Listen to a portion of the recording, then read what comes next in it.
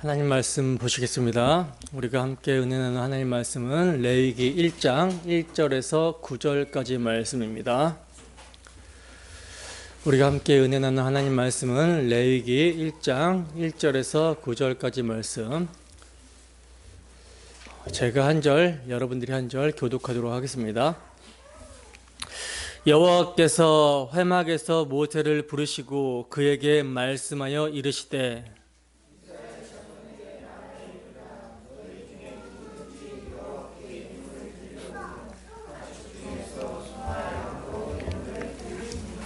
그 예물이 소의 번제이면 흠없는 수컷으로 회막문에서 여호와 앞에 기쁘게 받으시도록 드릴지니라.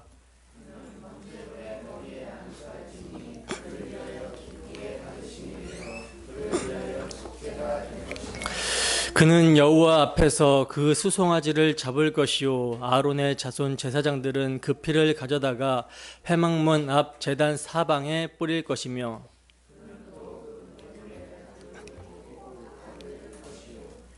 제사장 아론의 자손들은 제단 위에 불을 붙이고 불 위에 나무를 버려놓고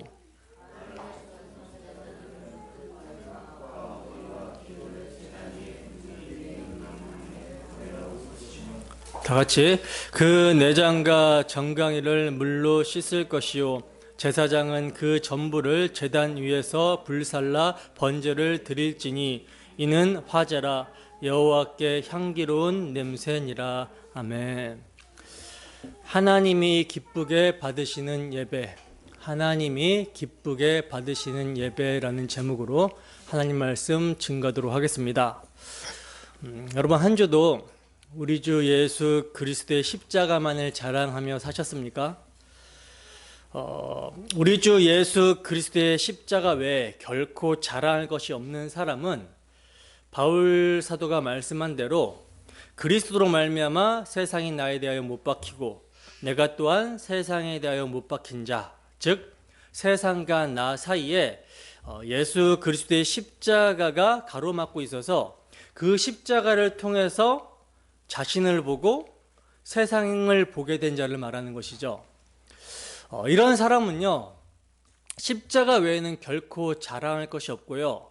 그리하여 오직 우리 주 예수 그리스도의 십자가만을 자랑합니다. 왜냐하면 십자가를 통해 세상을 보게 될 때 그 세상은 하나님의 아들이 죽임을 당한 세상이기 때문에 소망이 없다라는 거예요. 성령이 임한 성도는요, 선악과를 따먹고 범죄하여 하나님을 떠나 육체가 되어버린 자들의 모임인 세상이 결국 하나님의 아들을 배척하여 죽였다라는 사실을 예수 그리스도의 십자가를 통해서 보게 되기 때문에 그 세상은 심판받아 멸망할 도성이라는 사실을 각성하게 됩니다. 그렇기 때문에 세상에 소망을 둘 수가 없어요. 세상을 자랑할 수가 없습니다.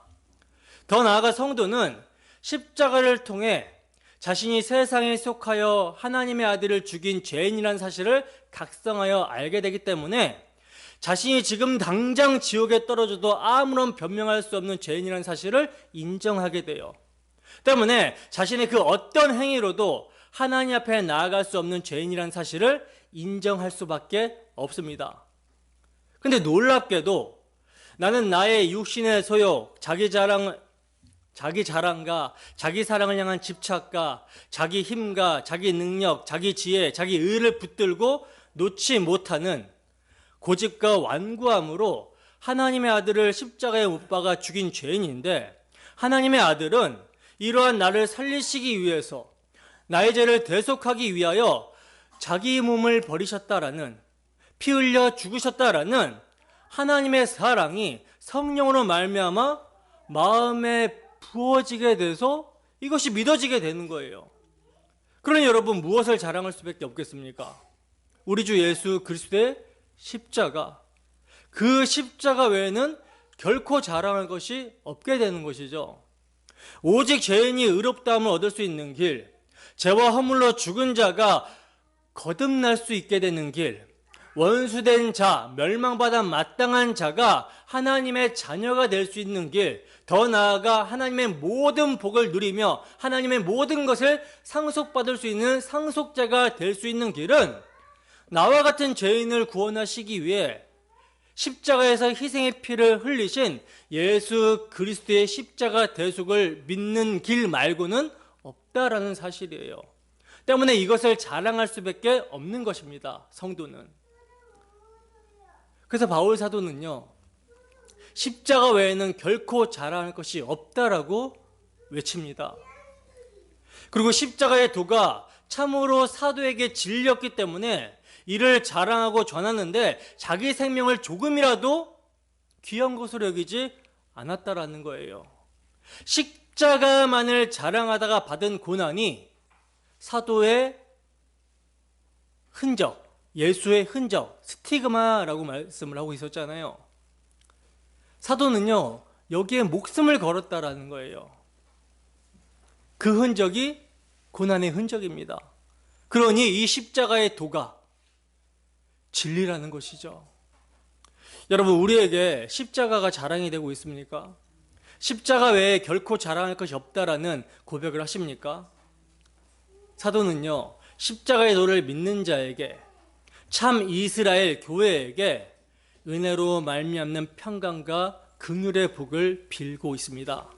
이 시간 말씀을 사용하시는 주 성령의 역사로 말미암아 나와 같은 죄인을 위해 피 흘리신 우리 주 예수 그리스도의 죽음이 참으로 우리에게 기념이 되기를 소원합니다. 그리하여 그 십자가의 도를 믿고 자랑하는 우리에게, 우리 모두에게 하나님의 은혜와 평강과 긍휼이 넘치는 시간이 되기를 주님의 이름으로 축원합니다. 오늘부터는요, 레위기를 살펴보도록 할 거예요. 여러분, 많은 사람들이 성경 일독을 도전합니다. 새해가 되면 더욱이 그런 다짐들을 하게 되죠. 그런데 성경을 이렇게 읽어가다가 멈춰지는 부분이 있어요. 그 부분이 어디 부분이냐면 출애굽기의 성막과 제사장의 이야기가 나올 때 멈춰집니다. 이게 뭔 말인가 하고 어려워하면서 지루해하죠. 그런데 이것을 꼭 참고 그래도 출애굽기를 다 읽고 나면 부딪히게 되는 성경이 바로 우리가 오늘 살펴볼 레위기예요. 여러 가지 제사와 제사의 방식들 그리고 각종 절기들이 나오는데 이게 단순한 게 아니라 제사의 종류가 많고 또 드리는 방법, 각종 규례들이 여러 가지로 이렇게 복잡하다 보니까 성경을 읽다가 레위기에서 포기하는 분들이 많다라는 거예요. 그러나 모든 성경은 예수 그리스도를 증거하는 책이죠. 따라서 레위기도 예수 그리스도를 증거하는 책입니다. 그래서 딱딱하게 느껴지는, 어렵게 느껴지는 레위기의 내용들이 신약의 빛으로 조명이 되어져서 우리 주 예수 그리스도와 그가 지신 십자가로 증거되게 되면 이 말씀처럼 은혜로운 말씀이 없다라는 거예요. 그리고 이제 오후에는 마침 또 레위기의 해설서라고 할 수 있는 히브리서를 우리가 살펴보고 있기 때문에 이것을 좀 함께 살펴보면 좋겠다라는 마음이 들어서 오늘부터 레위기를 살펴보고자 합니다. 부디 레위기의 말씀을 통해서 그리스도를 만나고 그 안에서 우리가 발견되어지는 역사가 있기를 소원합니다. 본문 1절을 보겠습니다. 함께 읽습니다. 시작. 여호와께서 회막에서 모세를 부르시고 그에게 말씀하여 이르시되. 아멘. 자, 보시면 하나님께서 모세를 부르시고 그에게 말씀을 하시는데, 여러분, 하나님께서 지금 모세를 부르셔서 말씀하시고 있는 곳이 어디입니까? 회막이라고 그러죠. 회막. 출애굽기에 보면 하나님께서는 시내산 꼭대기에 강림하셔서 모세를 부르시고 거기에서 말씀을 하시거든요. 그 시내산에서 하나님께서 모세에게 말씀하여 주신 것이 십계명과 성막에 대한 식양이에요. 우리가 이제 잘 아시다시피 십계명은 죄 없으신 예수 그리스도의 거룩하신 인격을 가리키고 있는 것이기 때문에 그 앞에서 죄인들의 죄를 드러내어 깨닫게 하는 용도로 주어졌고요. 성막의 식양은 계명을 통해서 죄를 깨닫게 된 죄인이 어떻게 죄의 문제가 해결이 되고 하나님을 예배하며 하나님과 교제할 수 있는지를 가르쳐 주기 위한 용도로 이렇게 주어지잖아요. 그러니까 십계명이 가리키고 있는 죄가 없으시며 거룩하신 예수 그리스도께서 죄인을 대신하여 희생제물이 되어 드려지심으로 죄의 문제가 해결이 되게 되고 죄인이 하나님과 교제할 수 있게 된다는 것을 그림자와 모형으로 가리키는 용도로 주어진 것이 성막 식양입니다. 성막 식양이에요. 그래서 이스라엘 백성들은요, 시내산에서 1년 정도를 머무르면서 하나님이 주신 성막의 식양을 따라 성막을 완공하게 되는데, 바로 그 완공된 성막에서 이제 하나님께서 모세를 부르시고 그에게 말씀을 하시고 있는 거예요. 그런데 왜 성막이라고 하지 않고 회막이라고 말씀을 하고 있는가? 성경은 하나님의 말씀대로 지어진 장막을 성막이라고도 말씀하기도 하고 회막이라고 말씀하기도 하고 증거막이라고도 말씀하기도 하거든요. 왜 성막을 여러 가지 표현으로 이렇게 말씀하고 있냐면 성막의 여러 기능을 설명하고자 함입니다. 성막에 여러 가지 기능이 있는데 그 기능을 설명하고자 함이에요.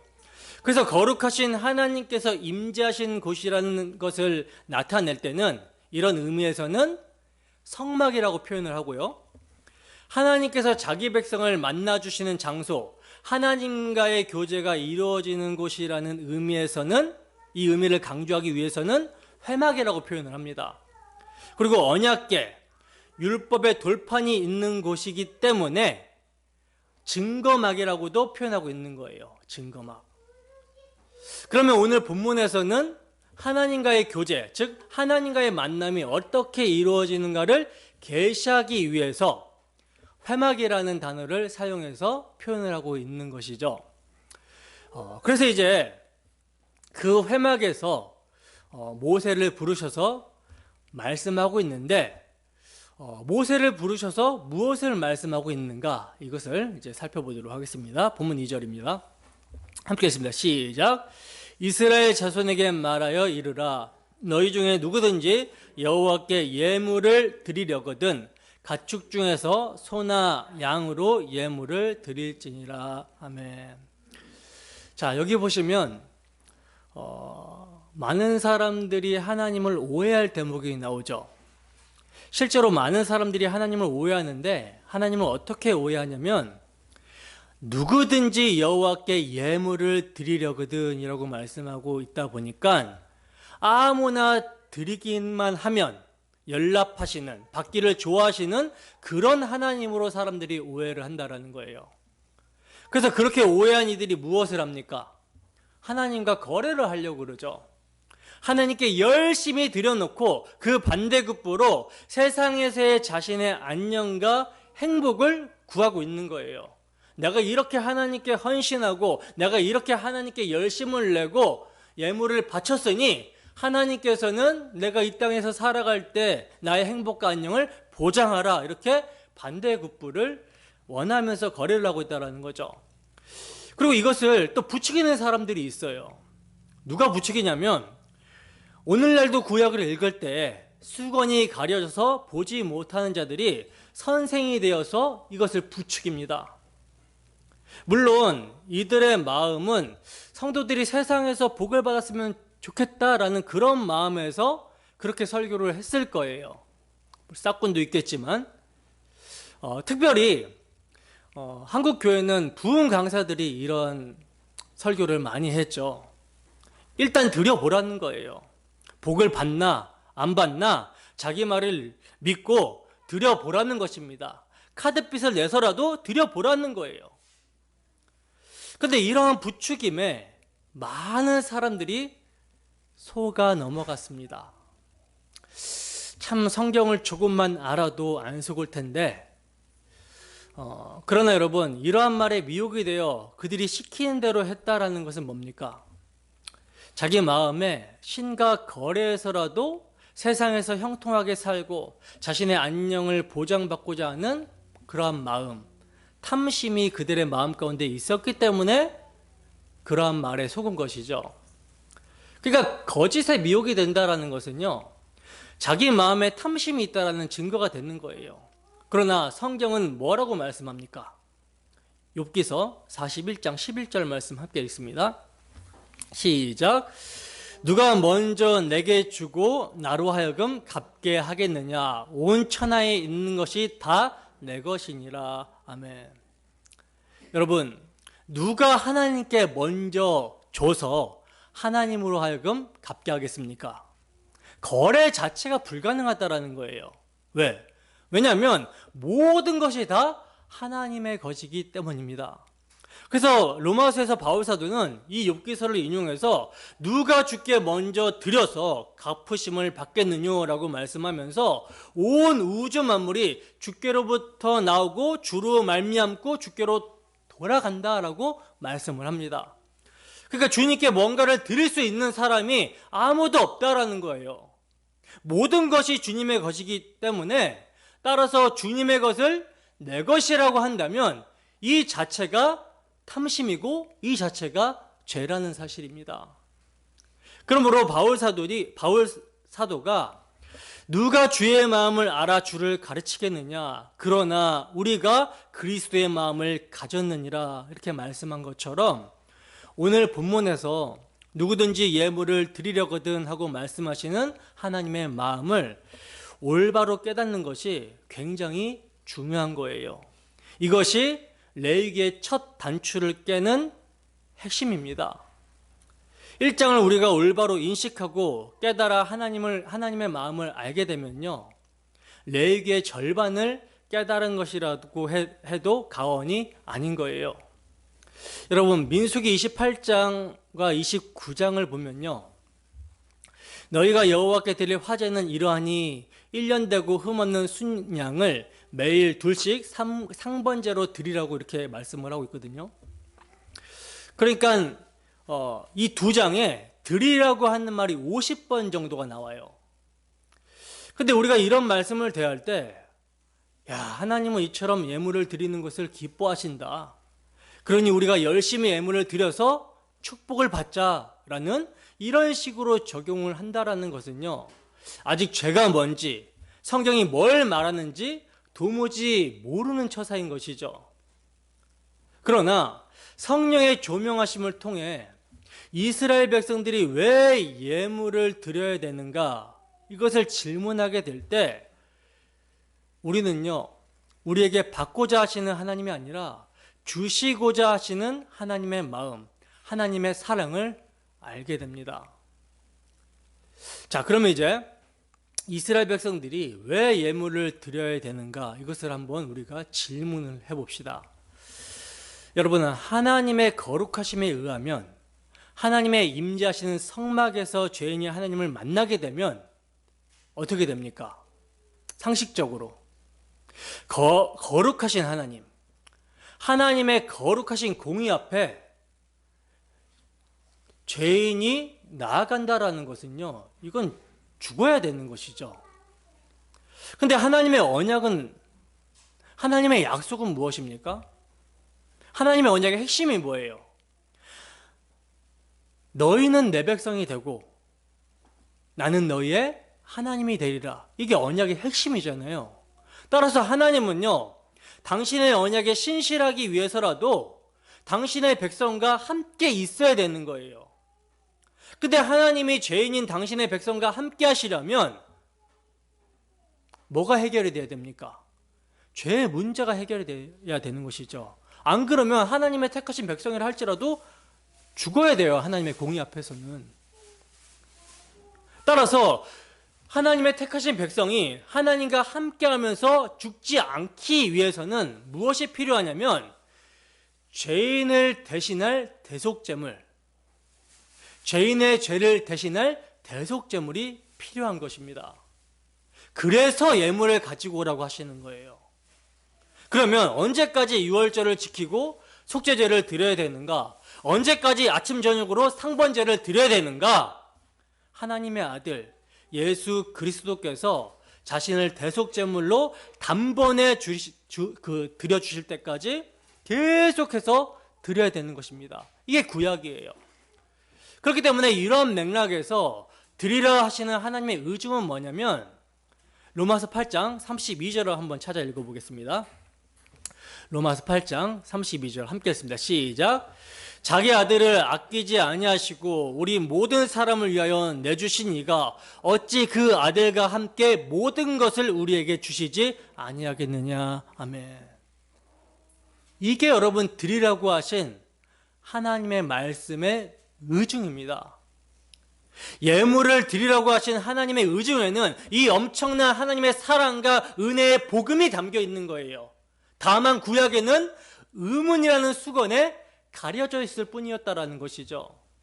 그러나 이제는 뭡니까? 이제는 그 의문의 수건이 벗겨져서 복음의 빛이 찬란하게 빛을 발하고 있어요. 그리고 이것을 증거하라고 하나님께서는 설교자를 세우셨습니다. 그러므로 강대상에서는 우리가 뭘 받았는지가 선포되어야 되는 거예요. 받은 것이 우선입니다. 받은 것이 먼저예요. 받은 자만이 받은 것으로 예배할 수 있다는 것이죠. 받지 못한 자는 예배할 수가 없어요. 그 예배를 받지 않으십니다. 그러면 이제 뭘 드려야 되는가? 본문을 봅시다. 본문을 보시면 생축 중에서 소나 양으로 예물을 드릴지니라 이렇게 말씀을 하고 있어요. 여러분, 구약 성경에 등장하는 첫 제사가 뭐였습니까? 구약 성경에 등장하는 첫 제사, 아벨의 제사였잖아요. 아벨의 제사. 아벨은 양의 첫 새끼와 그 기름으로 드렸더니 여호와께서 아벨과 그 제물을 연락하셨더라 하고 창세기 4장에서 증거를 합니다.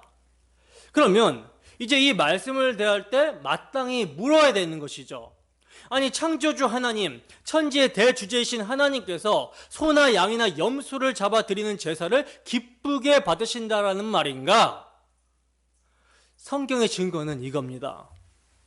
시편 50편 7절에서 13절 말씀 함께 읽습니다. 시작. 내 백성아 들을지어다. 내가 말하리라. 이스라엘아 내가 내게 증언하리라. 나는 하나님 곧 내 하나님이로다. 나는 내 재물 때문에 너를 책망하지는 아니하리니 내 번제가 항상 내 앞에 있음이로다. 내가 내 집에서 수소나 내 우리에서 순념소를 가져가지 아니하리니 이는 산림의 짐승들과 물산의 가축이 다 내 것이며 산의 모든 새들도 내가 아는 것이며 들의 짐승도 내 것이미로다. 내가 가령 줄여도 내게 이르지 아니할 것은 세계와 거기에 충만한 것이 내 것이미로다. 내가 수소의 고기를 먹으며 염소의 피를 마시겠느냐. 아멘. 여러분, 어떤 의미인지 아시겠습니까? 성경에 등장하고 있는 제사가요, 그리스도의 대속을 예표하는 것이 아니라면 아무 의미가 없다라는 말씀이에요.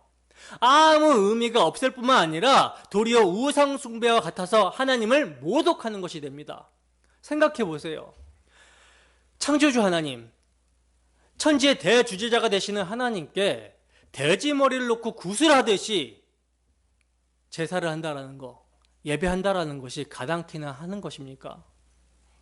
그러나 구약 시대에는요, 그리스도의 대속사역, 구속사역을 이 방법 외에는 달리 보여주실 방도가 없었다라는 거예요.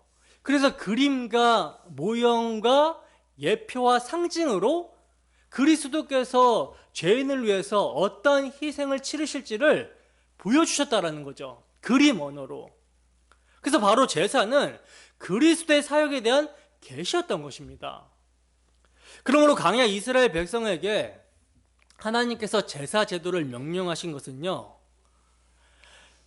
아브라함에게 세워주신 메시아 언약, 그리고 출애굽을 가능케 한 유월절 어린 양의 피로 구속함을 얻었다라는 구속 교리를 그들에게 망각하지 않고 실체로 오실 세상 죄를 지고 가는 하나님의 어린 양 예수 그리스도를 대망하게 하려고 그 목적으로 주신 거예요. 때문에 이들이 예물을 가져와서 드릴 때에 메시아 언약, 유월절 어린 양의 의미를 망각하고 깨닫지 못하고 예물을 드리게 된다면 이 예물은요, 하나님이 받으시는 예물이 되는 것이 아니라 아무 의미가 없는 것이며 도리어 우상 숭배를 하게 되는 것입니다. 우리의 예배 또한 마찬가지죠. 우리가 예배당에 나아올 때에 그 제사 제도가 상징하는 예수 그리스도의 희생의 피를 의지하지 않고 나온다면 이것은 우상 숭배나 다름이 없다라는 사실이에요. 그러니까 정신을 똑바로 차려야겠죠. 예배를 드릴 때는. 본문 3절입니다. 함께 읽습니다. 시작. 그 예물이 소의 번제이면 흠없는 수컷으로 회막문에서 여호와 앞에 기쁘게 받으시도록 드릴지니라. 아멘. 자, 이제 보시면 그 예물이 소의 번제이면 흠없는 수컷으로 드려가면서 뭐가 등장하고 있어요? 번제가 지금 등장을 하고 있어요. 여러분, 하나님께서 명하신 제사에는 번제, 소제, 화목제, 속죄제, 속건제 이렇게 5대 제사가 있다라고 제가 자주 말씀을 드렸잖아요. 그리고 이것은 모두 다 그리스도께서 이루어 주실 구속 사역에 대한 일면을 예표해 주는 것이라고 말씀을 드렸죠. 하나님의 아들 예수 그리스도께서 담당하실 구속 사역을 어느 한 제사의 예표로는 다 표현할 수 없기 때문에 5가지의 제사 형태로 지금 구속 사역을 예표해 주고 있는 거예요. 그림자로 보여주고 있는 것입니다. 그래서 이제 첫 번째로 말씀하시고 있는 것이 번제인데, 이 번제는요, 제물 전체를 화제로, 그러니까 불에 태워서 드리는 것으로서 전적인 헌신을 상징합니다. 따라서 이 번제는 그리스도의 헌신을 계시로 나타내고 있는 거예요. 여러분, 그리스도께서 십자가에 달려 죽으시기까지 한 것은요, 최우선적으로 나의 원대로 마시고 아버지의 원대로 하옵소서라고 하며 아버지의 뜻에 죽기까지 복종하신 번제, 헌신을 우리는 유념해야 되는 것입니다. 그리고 여러분, 이 헌신은 단지 순종이라는 단순한 의미가 있는 것이 아니라, 단순한 의미만 있는 것이 아니라, 우리 주님께서는 십자가를 앞에 두시고 어떤 기도를 하십니까? 아버지여, 아버지의 이름을 영광스럽게 하옵소서라고 이렇게 하나님의 영광을 위해서 기도를 하시잖아요. 그러니까 예수 그리스도의 십자가, 예수 그리스도의 헌신은 하나님의 거룩하신 이름과 영예가 걸려 있었다라는 사실이에요. 한 사람으로 말미암아 세상에 죄가 들어오므로 하나님이 보시기에 심히 좋았더라 하신 첫 창조가 파괴당했을 때 하나님의 거룩하신 이름이 더럽혀졌습니다.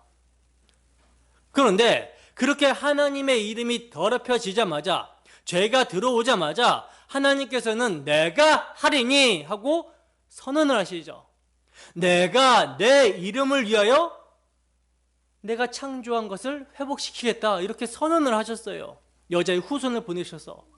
이것을 이사야 선지자에서는 내가 나를 위하여 이를 이룰 것이라. 어찌 내 이름을 욕되게 하리요, 내 영광을 다른 자에게 주지 아니하리라 하고 말씀을 하고 있어요. 여러분, 주님께서 십자가를 담당하신 최우선적인 목적은요, 십자가라는 헌신을 하신 최우선적인 목적은 하나님의 거룩하신 이름과 영광을 위해서였습니다. 그 한 사람 예수 그리스도의 헌신으로 말미암아 우리가 은혜와 의의 선물을 넘치게 받아 생명에 이르게 되었다라는 거예요. 이것이 여러분 번제의 의미라는 것이죠. 그리고 이제 이렇게 소의 번제를 드릴 때 흠없는 것으로 드리라고 말씀하고 있는데, 여러분 번제를 드릴 때, 예물을 드릴 때 왜 흠없는 것으로 드려야 되는 것입니까? 그 드려지는 예물이 죄 없으신 예수 그리스도를 예표하고 있기 때문이라는 것이죠. 히브리서 9장 14절 말씀입니다. 함께 했습니다. 시작. 하물며 영원하신 성령으로 말미암아 흠 없는 자기를 하나님께 드린 그리스도의 피가 어찌 너희 양심을 죽은 행실에서 깨끗하게 하고 살아계신 하나님을 섬기게 하지 못하겠느냐. 아멘. 자, 이처럼 드려지는 예물, 이스라엘 백성들이 가지고 하나님께 가지고 와서 드려지는 예물은 흠 없으시고 죄 없으신 그리스도를 예표하고 있기 때문에 하나님이 기쁘시게 받으시는 예물로 흠 없는 수컷으로 드리라고 말씀하고 있는 거예요. 본문 4절 말씀입니다. 함께 했습니다. 시작. 그는 번제물의 머리에 안수할지니 그를 위하여 기쁘게 받으심이 되어 그를 위하여 속죄가 될 것이라. 아멘. 자, 보세요. 그렇게 이제 예물을 가지고 온 자에게 그는 번제물의 머리에 안수할지니 라고 말씀을 하고 있어요. 여기서 이제 안수한다라는 의미가 굉장히 중요한데, 번제물의 머리에 안수한다라는 의미는요, 첫째로 제물에게 자신의 죄를 정가시키는 의미가 있습니다. 레위기 16장 21절 말씀 함께 했습니다. 시작. 아론은 그의 두 손으로 살아있는 염소의 머리에 안수하여 이스라엘 자손의 모든 불의와 그 범한 모든 죄를 아뢰고 그 죄를 염소의 머리에 두어 미리 정한 사람에게 맡겨 광야로 보낼지니. 아멘. 여러분, 이스라엘의 대속죄일에는요, 염소 2마리를 잡게 되는데 그 중에 한 마리는 대제사장 아론이 제물의 머리에 두 손으로 안수하여 이스라엘 자손의 모든 불의와 그 범한 모든 죄를 아뢰고 그 죄를 염소의 머리에 두게 합니다. 그리고는 미리 정한 사람에게 맡겨서 광야로 보내서 죽게 했어요. 이게 아사셀 염소거든요. 아사셀 염소. 바로 이 아사셀 염소가 예수 그리스도의 사역을 상징하고 있었기 때문에, 세상 죄를 지고 가는 예수 그리스도의 사역을 상징하고 있었기 때문에 구약의 마지막 선지자 세례 요한은요, 예수님을 가리켜서 뭐라고 합니까? 보라, 세상 죄를 지고 가는 하나님의 어린 양이로다 하고 증거를 했던 거예요. 이처럼 안수는 자신의 죄를 제물에게 대신 전가하는 의미가 있는 것입니다. 자, 그리고 이제 두 번째 의미는요, 안수의 두 번째 의미는 너와 나는 하나다라고 하는 연합을 의미합니다. 연합을 의미해요. 구원 계획이 있어서, 하나님의 구원 계획이 있어서 연합교리는요, 이 비밀이 크도다라고 한 큰 비밀이거든요. 그렇다면 어떤 비밀인가? 로마서 6장에서 바울 사도는 우리가 그리스도와 연합한 자가 되었다라고 말씀하면서 그리스도와 함께라는 말이 4번이나 등장을 하고 있어요. 4번이나 말씀을 하고 있습니다. 그리스도와 함께 십자가에 못 박혔고, 함께 죽었고, 함께 장사 지낸 바 되었다가 함께 살아났다라고 말씀을 합니다.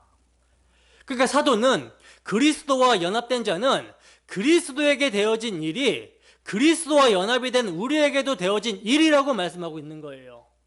따라서 여러분, 안수의 의미는요, 죄를 전가시킨다라고 하는 소극적인 뜻만이 있는 것이 아니라 적극적으로 그 제물이 죽을 때 나도 함께 죽었다라는 의미가 있다라는 말씀입니다.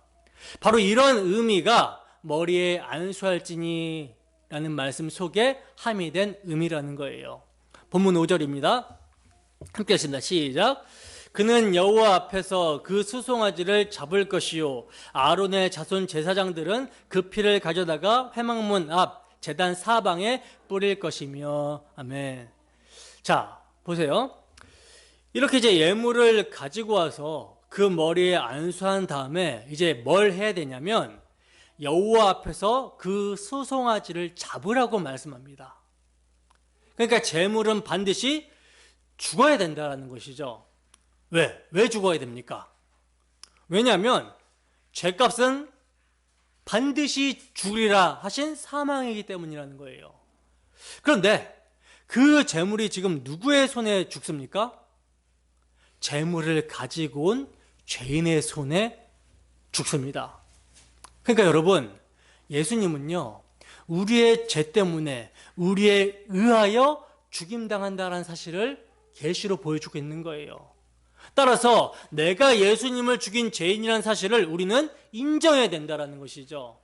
나는 스스로 하나님처럼 되어서 내 마음대로 살고자 하나님을 반역했고 결국은 하나님을 살해했는데 그 주님은 나의 죄를 용서하기 위하여, 나의 죄를 속하기 위하여 죽으셨다. 여러분, 성도는 예배를 드릴 때 이것을 기념하여 예배를 드리는 거예요. 그리고 그 안에서 하나님께 반역한 나도, 나의 옛사람도 함께 죽었다라는 것을 고백하며 예배를 드리는 것입니다. 자, 계속해서 5절을 보시면 아론의 자손 제사장들은 그 피를 가져다가 회막문 앞 제단 사방에 뿌릴 것이며, 아론의 자손 제사장들은 지금 아론의 자손 제사장들은 피를 뿌리라고 지금 말씀하고 있는데, 여기서 이제 여러분, 피를 뿌린다라는 말씀이 굉장히 중요합니다. 이 의미가 굉장히 중요하거든요. 제물이 죽임을 당하고 피를 흘렸어도 그 피가 뿌려지지 않는다면 효험이 없는 거예요. 2000년 전에 예수 그리스도께서 택하신 자들의 죄를 대속하기 위해서 십자가에 피 흘려 죽으셨습니다. 피를 흘리셨어요. 근데 2000년 전에 흘리신 그 피가 우리의 마음 가운데 성령으로 말미암아 뿌려지지 않으면, 우리의 마음에 심겨지지 않으면 아무 의미가 없다라는 것이죠. 효리가 없다라는 거예요. 유월절 어린 양의 피가 흘려져서 구원을 받게 되는 것이 아니라 그 피가 이스라엘 집 대문에 뿌려짐으로 말미암아 장자들이 죽임을 당하는 밤에 구원을 받을 수가 있었다라는 거예요. 여러분, 성경은 생명이 피에 있으므로 피가 죄를 속하느니라 하고 말씀합니다. 그러니까 피가 생명이기 때문에 흘린 피는 죽음을 의미하고 그 흘린 피가 뿌린 피가 되어져야지만이 나에게, 우리에게 효험이 있다라는 거예요. 성령으로 말미암아 우리 주 예수 그리스도의 대속의 그 피가 우리의 심령 가운데 적용이 되어져야 된다는 것이죠. 그래서 히브리서에서는 새 언약의 중보자이신 예수와 및 아벨의 피보다 더 낫게 말하는 뿌린 피니라 하고 말씀하고 있는 것입니다. 자, 그러면 여러분, 이제 피가 뿌려짐으로 말미암아 우리에게 무엇이 가능해집니까? 무엇이 가능해지죠? 죄사함이 가능해지는 것이죠. 뿐만 아니라 의롭다 함 또한 가능해지는 거예요. 우리 주 예수 그리스도의 십자가 대속의 공로를 믿음으로 죄사함과 의롭다 하심을 얻어 그 의를 힘입어 의로우신 하나님의 은혜의 보좌 앞에 나아갈 수 있게 되는 거라는 것이죠.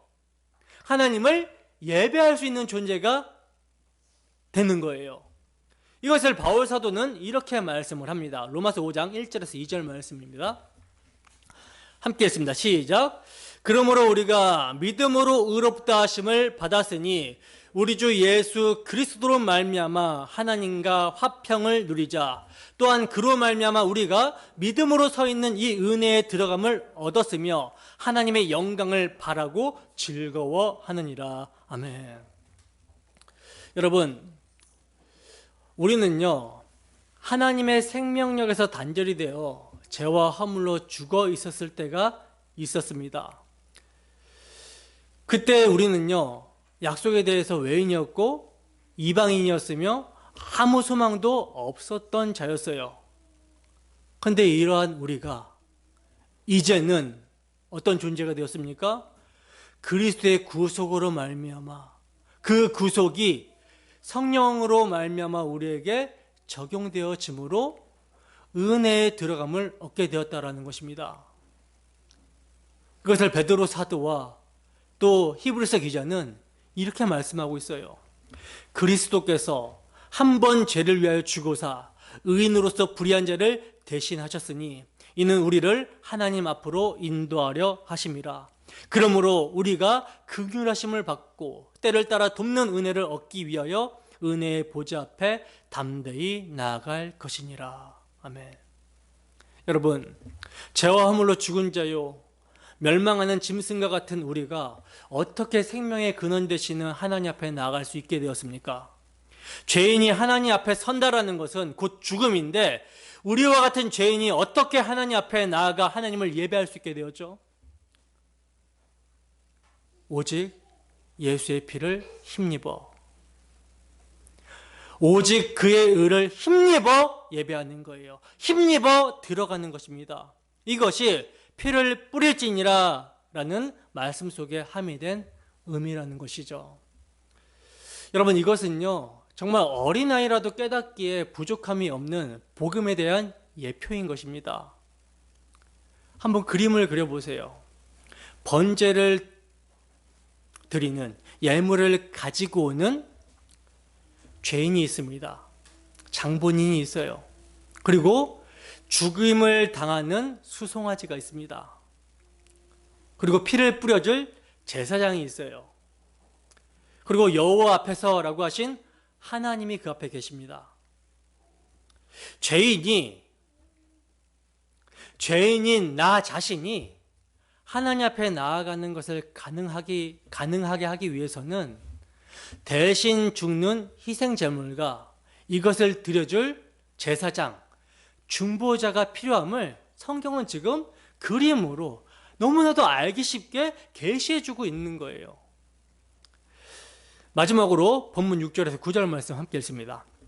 시작. 그는 또 그 번제물의 가죽을 벗기고 각을 뜰 것이요 제사장 아론의 자손들은 제단 위에 불을 붙이고 불 위에 나무를 버려놓고 아론의 자손 제사장들은 그 뜬 각과 머리와 기름을 제단 위에 불 위에 있는 나무에 버려놓을 것이며 그 내장과 정강이를 물로 씻을 것이요 제사장은 그 전부를 제단 위에서 불살라 번제를 드릴지니 이는 화제라 여호와께 향기로운 냄새니라. 아멘. 자, 이제 보시면 그렇게 안수하여 잡은 번제물에 가죽을 벗기고 각을 뜨게 해서 제사장의 아들들, 제사장 아론의 아들들은 그 전부를 제단 위에 불살라 번제로 드리게 합니다. 여러분, 죄를 전가받은 제물을 지금 불사르라 이렇게 말씀하시고 있는 것은요, 제물의 실체이신 예수 그리스도께서 받으실 고난을 상징하고 있는 것이죠. 그러면 이제 여러분들은 한번 상상해 보세요. 생각해 보시기 바랍니다. 제물에게 안수하여 나의 죄를 전가시켜 죽이는 것을 한번 상상해 보시라는 거예요. 짐승이 죽이려고 할 때, 그리고 죽였을 때 바로 죽는 게 아니에요. 몸부림을 치면서 안 죽으려고 하고, 죽고 나서도 바로 죽는 게 아니고 난리를 칩니다. 이것을 여러분 보게 될 때 대속제물에 대한 미안함과 죄로 인한 형벌의 무서움을 보고 애통하는 눈물이 생기지 않겠습니까? 하나님께서는 제사를 통해 이러한 마음을 갖도록 하시는 거예요.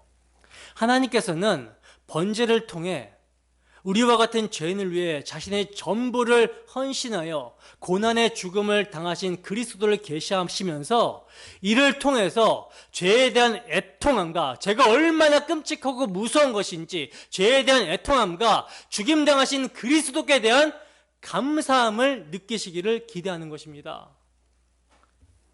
여러분, 하나님께서는 이렇게 제물 전체가 번제단 위에 태워지는 화제의 냄새를 여호와께 향기로운 냄새라고 말씀을 하십니다.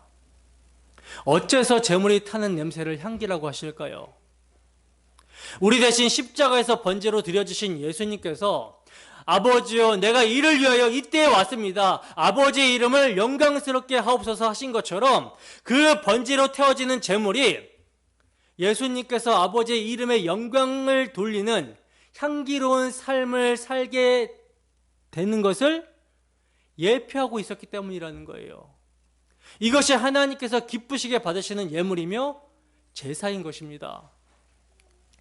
여러분, 하나님께 드리는 모든 제사는요, 우리 좋은 대로 드리는 제사가 아니에요. 그래서 예물도 자기 마음대로 가지고 올 수가 없습니다. 율법에 명한 대로 가지고 와야 되는 거예요.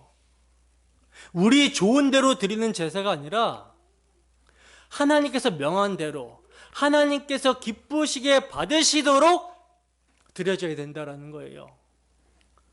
그러나 오늘날 하나님이 기쁘게 받으시는 제사, 예배를 드리는 사람을 찾기가 너무나도 힘든 세대죠. 힘든 시대입니다. 이러한 거짓 제사는 가인의 제사로부터 시작이 되어서 이사야 선지자 때에도 하나님은 이스라엘 제사를 기뻐하시지 않았다라고 말씀을 합니다. 이사야서 1장 12절 말씀을 보면 너희가 내 앞에 보이러 오니 이것을 누가 너희에게 요구하였느냐, 내 마당만 밟을 뿐이라, 이렇게 말씀을 하고 있어요. 그러면 구약의 이스라엘의 말년에는 달랐을까요? 말년에는 똑바로 예배 드렸을까요? 똑바로 제사를 드렸을까요? 명하신 대로? 아니죠. 말라기 1장 10절 말씀입니다. 함께 읽습니다. 시작. 만군의 여호와가 이르노라, 너희가 내 제단 위에 헛되이 불사르지 못하게 하기 위하여 너희 중에 성전문을 닫을 자가 있었으면 좋겠도다. 내가 너희를 기뻐하지 아니하며 너희가 손으로 드리는 것을 받지도 아니하리라. 아멘. 이처럼 하나님의 백성이라고 하는 자들의 제사가 하나님을 기쁘시게 해드리기는커녕 하나님을 괴롭게 하고 진노케 하는 제사였다라고 성경은 증거합니다. 이러한 사실은요, 예배를 드리는 우리의 모습을 점검하도록 경고를 하고 있는 것이죠. 여러분, 하나님이 가인과 이스라엘 백성들의 제사를 받지 않으셨던 이유가 무엇입니까?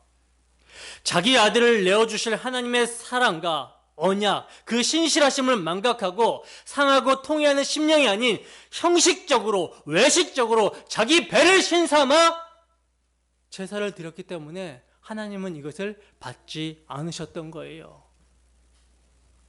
그런 제사는 우상을 섬기는 제사, 우상을 섬기는 제사와 다름이 없기 때문에 하나님께서는 제사, 예배를 받지 않으셨던 것입니다. 심지어 성전은 하나님과 교제할 수 있는 유일한 수단인데 성전 문을 닫았으면 좋겠다라고 말씀하시는 거예요. 우리의 예배는 여러분 어떠합니까? 만약 우리들도 하나님께서 우리에게 허락하여 주신 예물, 예수 그리스도를 의지하지 않고 예배를 하고 있다면 하나님은 우리에게도 성전문을 닫았으면 좋겠다라고 말씀하시게 될 것입니다. 그렇다면 그리스도를 의지하는 예배는 무엇입니까? 단순히 입술의 고백만을 말하는 것이 아니죠. 그리스도께서 정말로 자신의 생명이자 주인이 되셨음을 믿게 된 자라면 그들의 입술과 삶으로 고백하는 것이 예배입니다. 바울 사도는요, 우리가 드릴 예배는 이러해야 된다라고 로마서를 통해서 또한 에베소서를 통해서 가르쳐 주시고 있어요. 로마서 12장 1절입니다. 함께 읽습니다. 시작. 그러므로 형제들아, 내가 하나님의 모든 자비하심으로 너희를 권하노니 너희 몸을 하나님이 기뻐하시는 거룩한 산 제물로 드리라. 이는 너희가 드릴 영적 예배니라. 아멘. 자, 보세요. 바울 사도가 너희 몸을 산 제물로 하나님께 드리라고 말씀하고 있는데 그 앞에 전제가 되는 말씀을 달고 있죠. 어떤 전제가 있습니까? 하나님의 모든 자비하심입니다. 여러분, 하나님의 모든 자비하심, 하나님의 은혜와 하나님의 사람 사랑하심이 어떻게 나타났습니까? 우리 주 예수 그리스도를 대속 제물로 주시는 것으로 나타났어요. 화목 제물로 세우신 것으로 나타났습니다. 그러니 이것을 믿는 자라면, 이것을 받은 자라면 당연히 그리스도와 연합이 된 자로서 자신의 몸을 거룩한 산 제물로 하나님께 드리기에 힘쓰게 되는 거예요. 이것이 영적 예배라고 말씀을 합니다. 에베소서 5장 1절에서 2절 말씀 함께 했습니다. 시작. 그러므로 사랑을 받는 자녀같이 너희는 하나님을 본받는 자가 되고 그리스도께서 너희를 사랑하신 것 같이 너희도 사랑 가운데서 행하라. 그는 우리를 위하여 자신을 버리사 향기로운 제물과 희생 제물로 하나님께 드리셨느니라. 아멘. 보시면 사도는 그리스도께서 우리와 같은 죄인을 위해 십자가 희생의 사랑으로 자신의 전부를 헌신하였다라는 복음을 믿는 자들이 그 사랑으로 역사하는 믿음으로 말미암아 자기를 부인하고 자신의 몸을 의의 무기로 자신의 몸을 거룩한 산 제물로 드리는 헌신의 삶을 영적 예배라고 말씀을 합니다. 여러분, 오늘날은 번제의 예배가 사라지고 있는 시대입니다. 많은 이들이 번제의 의미, 즉 복음을 모르고 예배당에서 자리만 지키고 있기 때문이라는 거예요. 이러한 현상이 나타나는 이유는요, 근본된 이유는요, 강단에서의 설교가 복음을 선포하고 있지 않기 때문이죠. 여러분, 하나님께서 우리를 위하여 자기 아들을 번제와 같이 내어주셨습니다. 그 사랑, 그 은혜를 우리가 무엇으로 갚을 수 있겠습니까? 예수님께서는 죽기까지 신실하고 충성하시면서 자신을 전적으로 아버지께 드리심으로 아버지를 기쁘시게 해드렸어요. 그리고 이제는 그리스도를 모신 우리들이 성령이 거하시는 전이며 성령께서는 그리스도의 사랑을 우리의 심령에 강권하고 계십니다. 그러므로 우리는 그리스도의 전적인 헌신의 십자가를 우리들의 삶에 나타내는 삶을 마땅히 살아야 되는 것이며 그리스도를 의지하고 내 안에 그리스도께서 사시는 하나님이 기뻐 받으시는 예배를 드려야 마땅하다라는 것이죠. 고린도전서 6장 19절에서 20절 말씀입니다. 함께 했습니다. 시작. 너희 몸은 너희가 하나님께로부터 받은 바 너희 가운데 계신 성령의 전인 줄을 알지 못하느냐. 너희는 너희 자신의 것이 아니라 값으로 사신 것이 되었으니 그런즉 너희 몸으로 하나님께 영광을 돌리라. 아멘. 여러분, 하나님께서 우리의 예배와 헌신을 향기로운 냄새로 받으시고 기쁘게 받으시게 되는 유일한 근거는요, 번제가 예표하는 우리 주 예수 그리스도의 온전한 헌신과 고난의 십자가입니다. 이를 통해 이제 우리의 예배와 헌신을 하나님께서 향기로운 냄새로 받아주시게 되었다는 거예요. 여러분, 이것이 얼마나 복된 일입니까? 우리 주 예수 그리스도로 말미암아 그 예수 그리스도의 헌신 십자가로 말미암아 하나님이 우리의 예배를 받으신다라는 것이 복임을 믿으십니까? 하나님이 기쁘게 받으시는 유일한 예배는요, 우리가 받은 예수 그리스도로 말미암아 예배하는 것입니다. 그러므로 한 주도 주 성령의 인도하심 가운데 나와 같은 죄인을 그리스도의 헌신, 고난의 십자가의 피 흘리심으로 용서하시고 우리를 의롭다 하시는 하나님께 오직 예수 그리스도의 공로만을 힘입어 예배하며 그 십자가만을 자랑하는 우리 모두가 되기를 소원합니다. 그리하여 그리스도의 전적인 헌신이 우리 모두에게 나타나 우리의 삶이 번제의 삶으로 가득하기를 주님의 이름으로 축원합니다. 기도하겠습니다.